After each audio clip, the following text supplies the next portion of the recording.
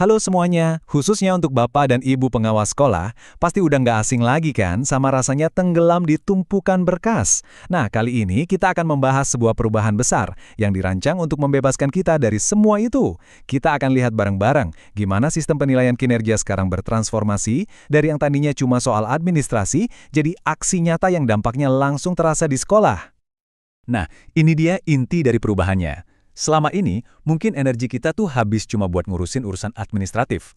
Coba bayangin deh, gimana kalau semua energi itu sekarang kita alihkan ke satu hal yang paling penting, memastikan setiap murid di sekolah binaan kita mendapatkan kualitas pembelajaran terbaik. Itulah tujuan utamanya.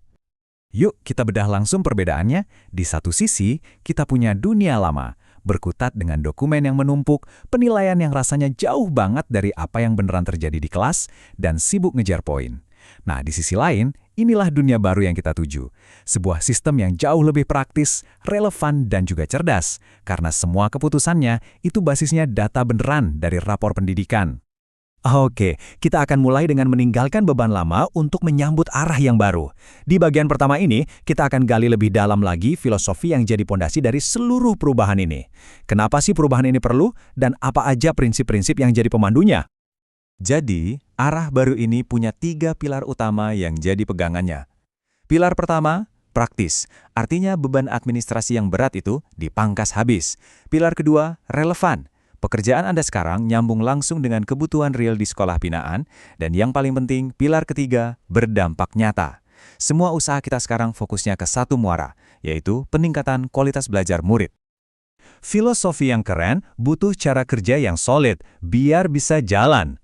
Pertanyaannya, gimana semua ini diwujudkan dalam praktek sehari-hari? Jawabannya ada di satu platform terpusat dan 3 tahapan simpel yang diulang setiap tahunnya. Yuk, kita lihat cara kerjanya. Nah, kenalin pusat kendali Anda yang baru, Ruang GTK.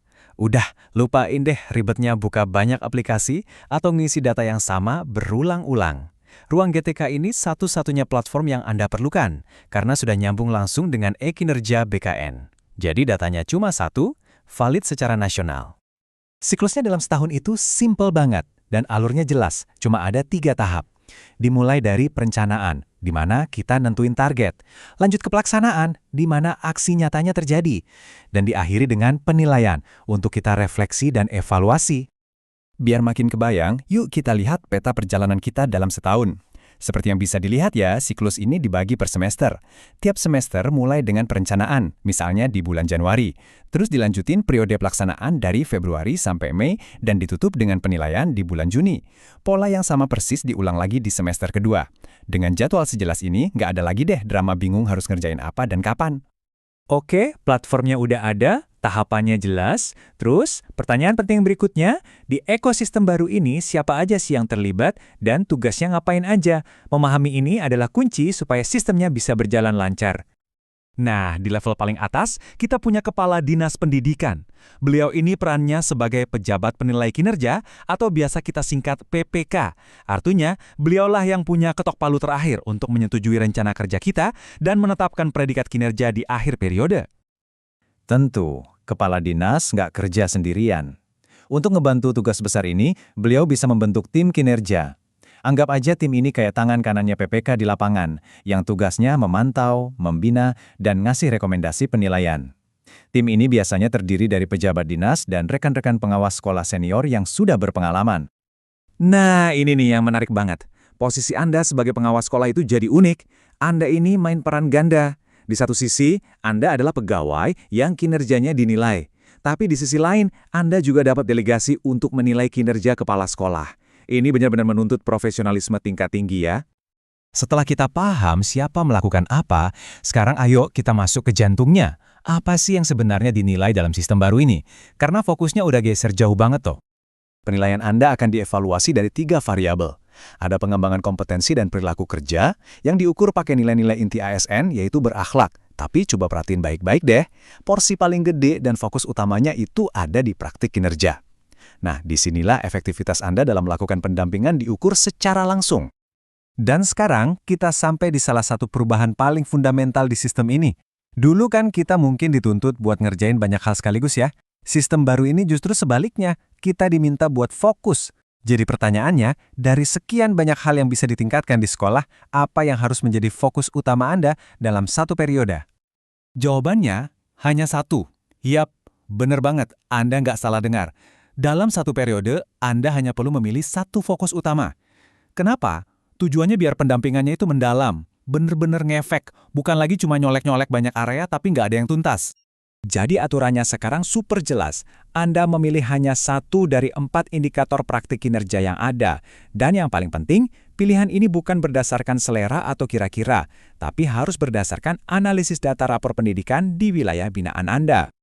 Ini dia 4 pilihan indikator yang bisa Anda pilih. Pertama, kepemimpinan pembelajaran. Intinya gimana Anda bantu kepala sekolah jadi pemimpin instruksional yang lebih jago. Kedua, kualitas pembelajaran. Ini fokusnya langsung ke interaksi guru dan murid di kelas. Ketiga, iklim sekolah. Tujuannya menciptakan lingkungan belajar yang aman dan inklusif. Dan keempat, kualitas pengelolaan. Ini berkaitan dengan manajemen sekolah berbasis data. Tugas Anda adalah memilih satu yang paling dibutuhkan oleh sekolah binaan Anda. Dan ini dia salah satu kabar gembira yang paling ditunggu-tunggu. Untuk membuktikan pelaksanaan tugas utama pendampingan, Anda nggak perlu lagi repot-repot mengunggah laporan-laporan tebal. Cukup berikan tanda centang sebagai konfirmasi di platform. Simple banget kan? Tentu, kita semua bertanya-tanya, terus gimana hubungan sistem penilaian baru ini sama pengembangan karir kita? Misalnya, kenaikan pangkat dan angka kredit. Nah, ayo kita lihat gimana keduanya sekarang jadi nyambung. Saatnya kita bilang selamat tinggal pada proses pengajuan DUPAK atau daftar usulan penetapan angka kredit yang rumitnya minta ampun. Di sistem baru ini, angka kredit Anda didapatkan secara otomatis. Caranya? Dengan mengkonversi langsung predikat kinerja tahunan Anda. Sederhananya, kinerja Anda bagus, perkembangan karir Anda pun lancar. Formulanya pun transparan banget. Predikat kinerja yang Anda dapatkan, misalnya sangat baik, nanti akan dikalikan dengan faktor pengalit tertentu, di contoh ini 150%, untuk menghasilkan angka kredit tahunan Anda. Sederhana dan bisa diprediksi. Pada akhirnya, semua perubahan teknis ini muaranya cuma ke satu pertanyaan fundamental. Ini bukan cuma soal ganti sistem, tapi soal ganti cara pandang dan peran kita. Jadi, siapkah kita untuk benar-benar beralih dari sekedar seorang pengawas administrasi menjadi seorang pembina yang memajukan pendidikan? Jawabannya ada di tangan kita semua.